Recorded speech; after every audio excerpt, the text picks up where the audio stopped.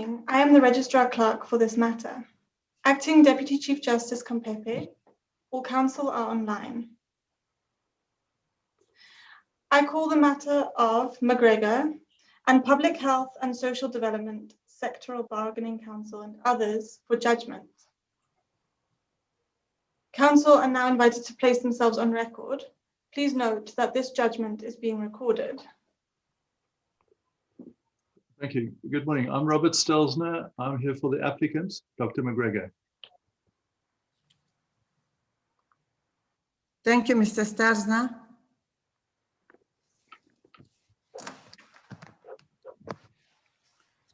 Today, the Constitutional Court hands down judgment in an application for leave to appeal against the judgment and order of the Labour Appeal Court.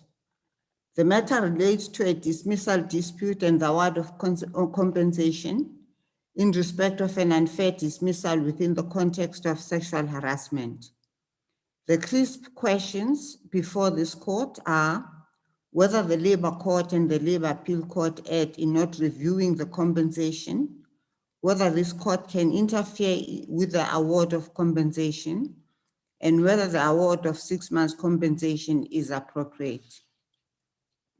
Dr. McGregor was employed as head of anesthesiology at George Hospital, a public hospital which falls under the Department of Health, Western Cape. He was dismissed by the department following an internal disciplinary inquiry, which found him guilty of 4 charges of sexual harassment. Each of the incidents on which the 4 charges were based involved a newly qualified medical practitioner, 30 years Dr. McGregor's junior, who was completing an internship under his supervision. All of the incidents took place while Dr. McGregor was on duty, acting within his professional and senior capacity. Dr. McGregor lodged an internal appeal against the dismissal, which was dismissed. Aggrieved, he referred an unfair dismissal dispute to the Public Health and Social Development Sectoral Bargaining Council, challenging both the substantive and procedural fairness of the dismissal.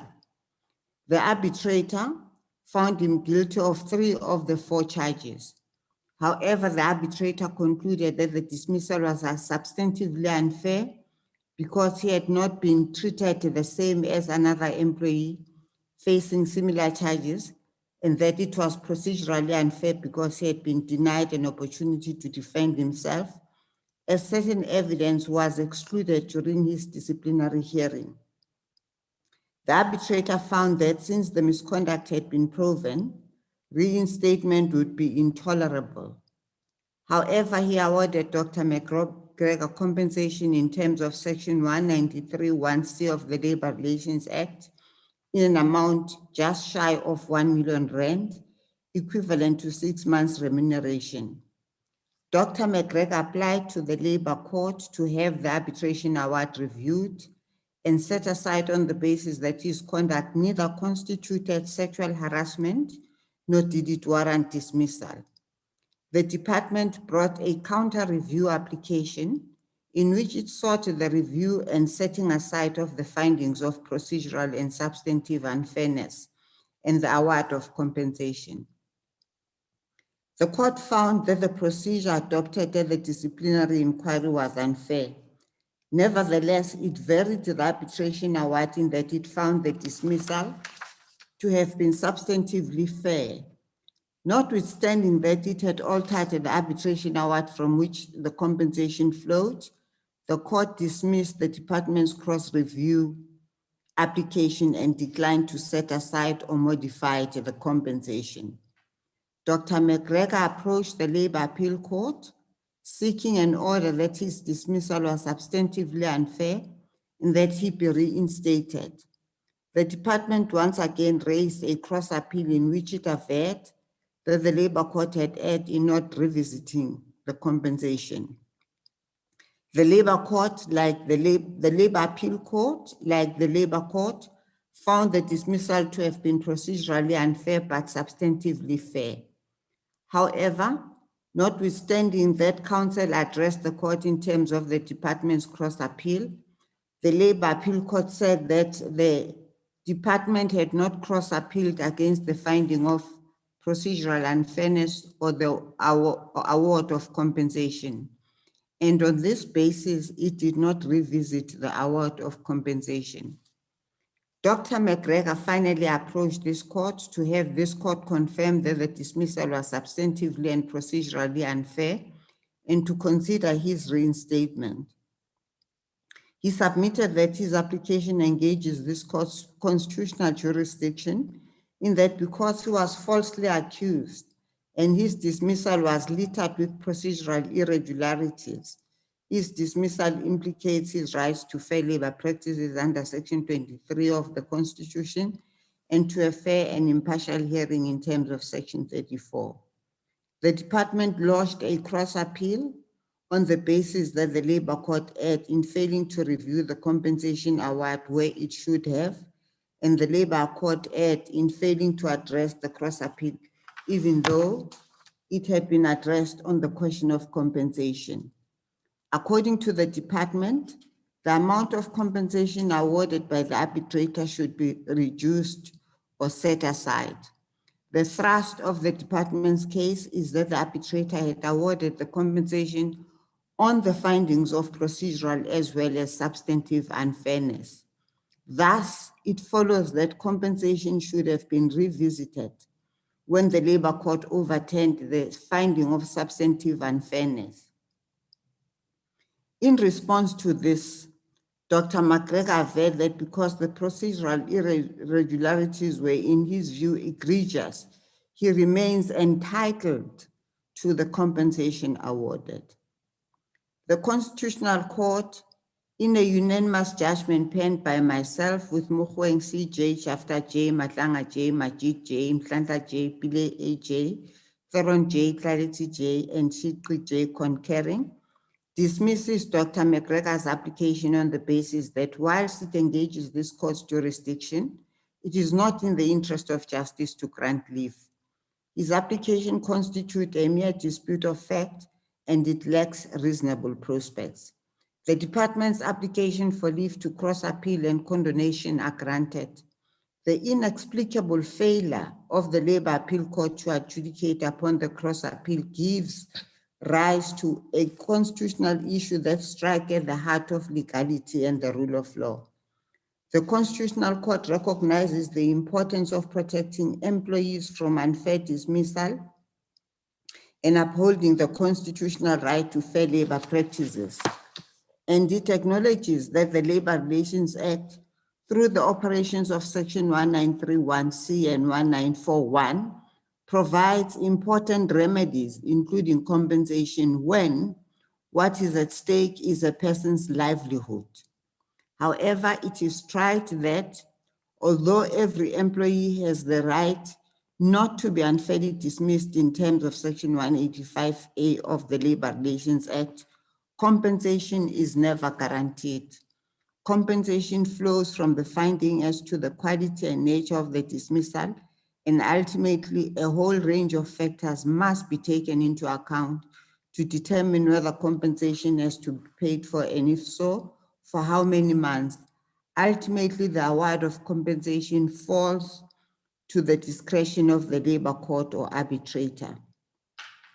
Whilst the Constitutional Court acknowledges that a court of appeal will not easily interfere with another court's exercise of discretion, where a court has materially misdirected itself, intervention may be warranted. That being said, unlike the judicial discretion to award compensation in terms of Section 193(1)(c), a court or arbitrator's discretion in determining the amount of compensation constitutes a true or narrow discretion. This means that the Constitutional Court's power to interfere with quantum can only be exercised when certain limited grounds exist. In these circumstances, these grounds exist. The Labour Court failed to exercise its discretion to review the compensation in circumstances where it should have, having overturned the finding of substantive unfairness. It misconstrued the department's case, and it did not apply itself to the relevant facts and legal principles. Similarly, the Labour Appeal Court ignored the department's cross-review, where it was legally required to consider it. The result is that since the dismissal was found to have been substantively fair, no court has applied itself to the appropriateness of compensation. Accordingly, the Constitutional Court finds that it is competent to interfere in the amount of compensation awarded to Dr. McGregor, and certain factors inform the determination of what amount is appropriate. Firstly, the dismissal was only procedurally unfair. Secondly, the nature and extent of the department's deviation from procedural fairness was of no major consequence. And thirdly, Dr. McGregor was guilty of 3 or 4 charges of serious sexual misconduct. The Constitutional Court emphasizes that the appropriateness of compensation must be understood within the context of the dismissal. This means that when the reason for the dismissal is sexual harassment, this must be taken into account. This is so because our Constitution not only provides for the right to fair labor practices, but maintains that our constitutional democracy is founded on the explicit values of human dignity, integrity, and the achievement of equality in a non-sexist society under the rule of law. Yet sexual harassment strips away at the core of a person's dignity and is the antithesis of substantive equality in the workplace. It promotes a culture of gender-based violence and at its core reflects the power relations that exist both in society generally and within a particular workplace. An indisputable power balance underpinned this matter. Dr. McGregor was 30 years the victim's senior, and the victim was placed in the invidious position of being compelled to balance her sexual dignity and integrity with her duty to respect her superior.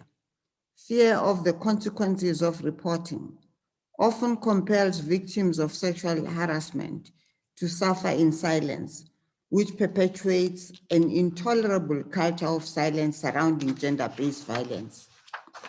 On a conspectus of all of the above, the Constitutional Court finds it difficult to comprehend how Dr. McGregor could walk away with almost 1 million rand to be paid from an overburdened public purse in respect of minor procedural irregularities in a dismissal for gross sexual misconduct. This amount of compensation is at odds with the principle of equity and justice. In the result, the Constitutional Court reduces the award of compensation to an equivalent of 2 months' remuneration. With this order, an unequivocal message is sent that employees who perpetrate sexual harassment in the workplace do so at their peril and should expect to face the harshest penalty. The Constitutional Court makes the following order. 1, leave to appeal is refused. 2, the applications for leave to cross-appeal and condonation are granted. 3, the cross-appeal is upheld. 4, paragraph 104 of the arbitration award is substituted with the following, I quote, the Department of Health, Western Cape must pay Dr. Charles James McGregor compensation in an amount equivalent to 2 months' remuneration calculated at his rate of remuneration at the date of dismissal, close quote. 5, there is no order as to costs. I hand down the judgment. As the court pleases. Judgment will be emailed to the parties and will be available on platforms such as Safli. Today's proceedings have concluded. The host will now terminate the meeting.